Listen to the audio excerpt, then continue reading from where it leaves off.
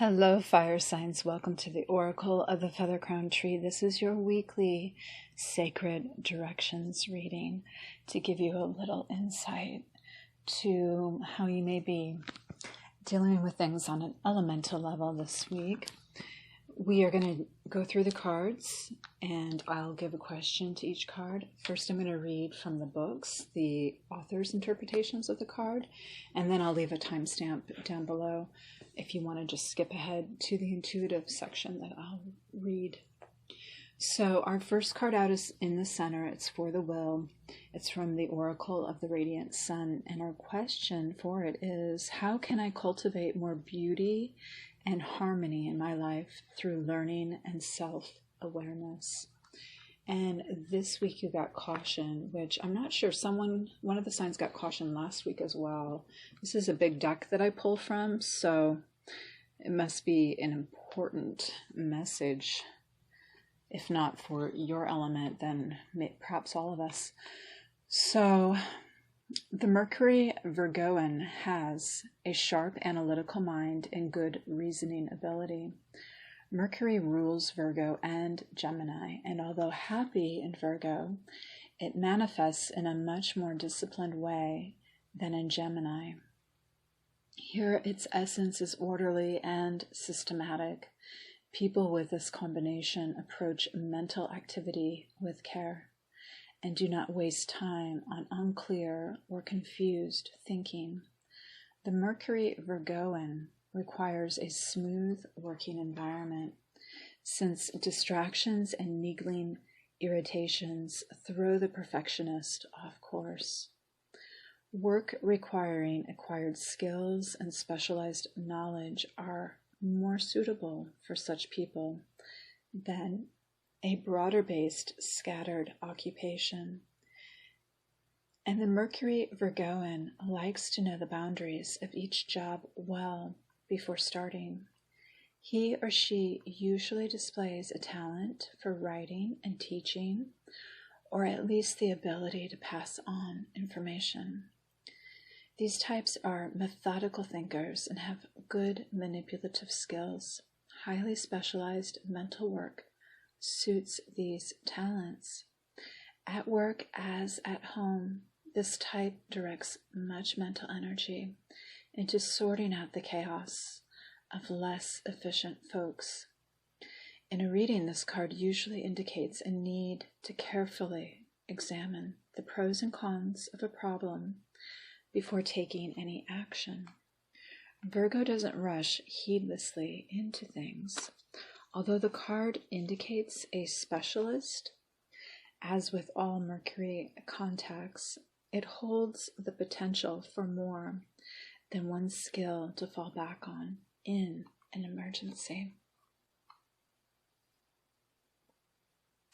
The next card is in the East position, representing your spirituality and the element of fire. How can I guide the present moment of my life towards being emboldened with the highest spiritual truths? This week you have Silver Lunar Dragon from the Dragon Oracle cards. Bathes you in divine feminine light. Come into balance and practice peace, harmony, and cooperation. Expand your causal chakra. Choosing this card suggests that you call on the Silver Lunar Dragons to bathe you in their energy, and that you practice peace, harmony, equality, cooperation, love, unity, and wisdom in your daily life. A lunar dragon will be close by, helping and supporting you. As you are bringing yourself into balance, you are doing your part to bring the planet into equilibrium. Visualize your causal chakra as your own personal moon. The silver lunar dragons will touch and expand it until the frequency is high enough to allow pure white unicorns to step through it.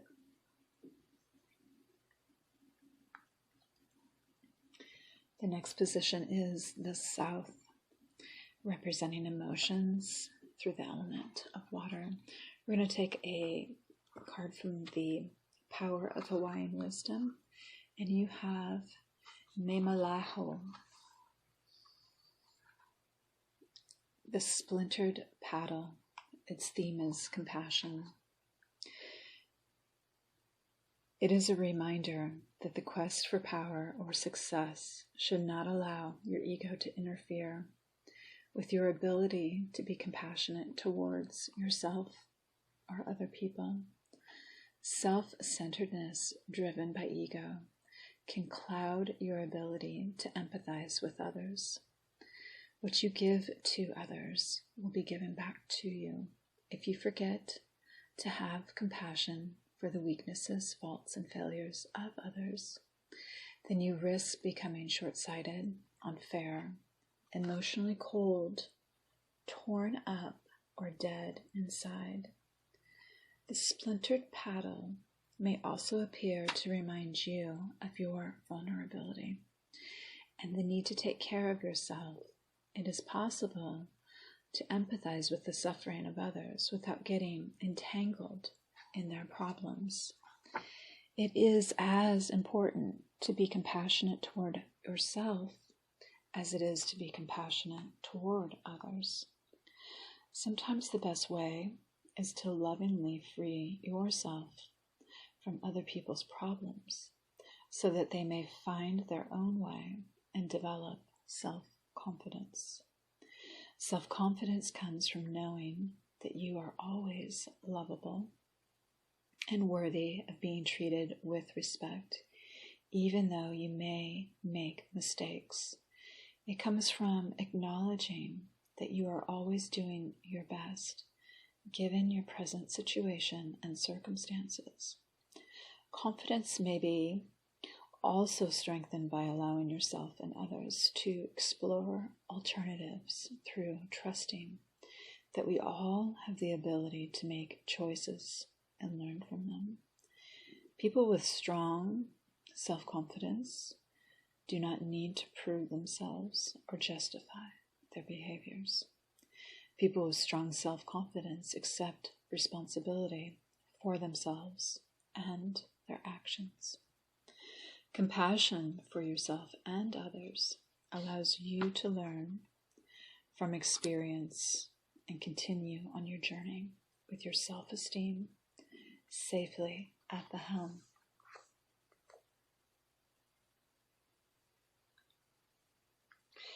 The east is next. This is the position for the earth and anything physical. How can I persevere through challenges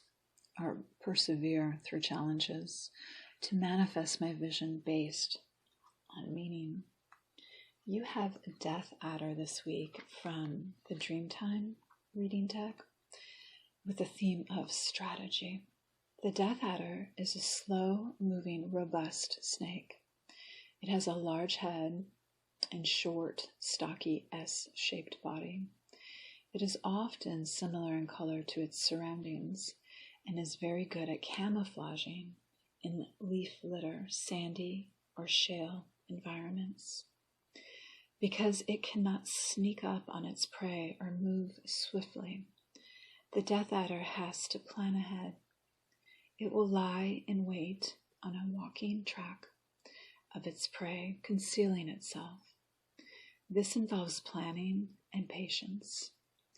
Often, the only part visible will be its tail, which it will wiggle to encourage its prey to approach. The Death Adder's message is one of forward planning, of knowing what it is you want and making sure you implement a plan, but taking your time to achieve it. There are times when it is just not advisable to act hastily or charge ahead. And at this time, it is advisable that you wait. You must take the time to work out what strategies are needed to fulfill your ambitions, and make sure you follow the plan you have worked out in order to get the results you are hoping for. Now is not the time to act impetuously without forethought or planning. And the last position is in the north. This is the air element representing thoughts and communication.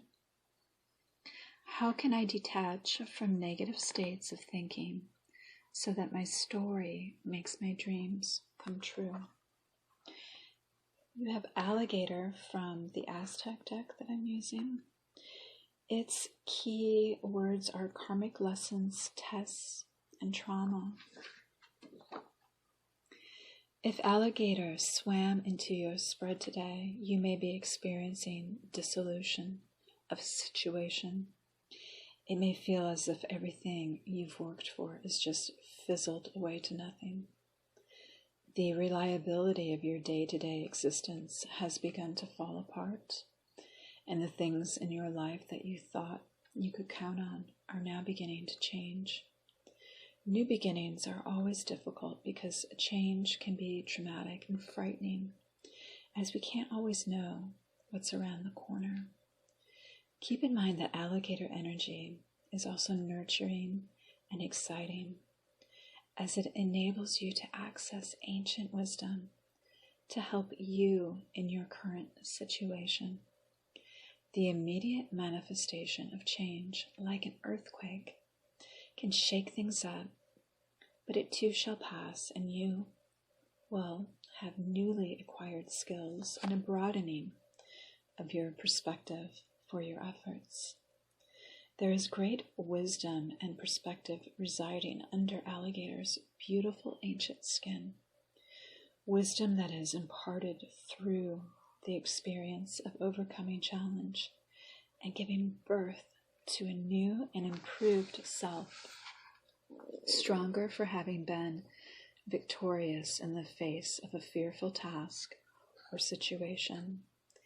It may be that you find yourself in a situation that has, in one way or another, presented itself to you repeatedly in this life and lives past.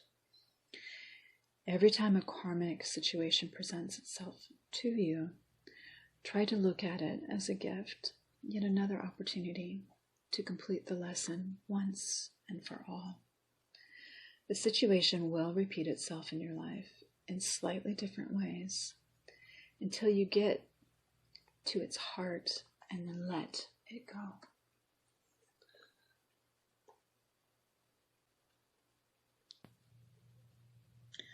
Okay, my fire signs and those with fire dominance in their chart, as this reading is for either, I'm going to move on to the intuitive interpretation that I'm seeing here. There is something of polarity going around sort of at the center of your existence this week. There is a strong sense of being in sort of your feminine power, which would be your ability to receive and nurture. And you see things coming at you. You're a little bit worried, but they're very, for the most part, gentle. And a lot of things are kind of passing you by. There are some smaller opportunities that are literally trying to just leap into your hands. And they're very friendly and could prove to be something that just is what you need. They're more of a male energy that's coming through, so you might be able to identify them for this energy of wanting to offer you something and give to you kind of freely. You have a good balance of all your other energies this week from what I'm seeing. And you're just kind of looking a little bit worried though. So I am picking up some of that. As far as your spirituality goes, there may be a great connection to the moon this week for you. And some sort of way of relating to that energy that proves to be very protective and therapeutic for you and can add a little mysticism, a little mystery into your life if you engage with it. Emotionally, you may be feeling a little bit of this and a little bit of that. Like you might be tempted to get entangled into some rocky emotions. You may be releasing something that just needs to be free. There may be a certain amount of surrender. There may have been something that felt very stable that helped guide you that now feels a little bit frayed and not so much, not as reliable, not the tool that you need to move yourself in the direction that you need to move. There are other energies that may feel a little bit prickly that are still there. They're trying to nourish you a little bit, but maybe a little bit removed. And there's just some calm and some distance going on too. So just a real hodgepodge that I'm seeing in that realm for you. As far as your physical realm, there is a strong presence of maybe something that is challenging for you, and that I don't want to underestimate its strength. Like it could be quite formidable. If you take care, if you are handling all aspects of yourself, your energetic body and your physical body, and staying connected, staying in a way, feeding it what it needs, you may be able to really kind of isolate this energy from yourself and contain it and prevent it from completely being a threat to you. But just be aware, take care of your physical body this week. You may just be contending with something that may be challenging for you. As far as what I'm seeing for your communication, you may be feeling just a little bit perturbed, a little prickly. You may have just sort of put a lot of noise in the background, and even your intuitive portals that you would normally go through, you may not be engaging with, and you may just be feeling a little bit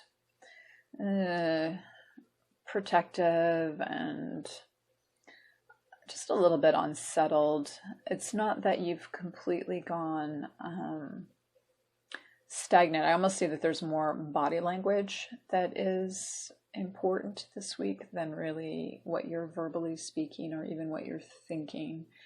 So maybe there is something connected again to your physical self that is really coming out through your body and communicating in a way with your environment that is stressful and not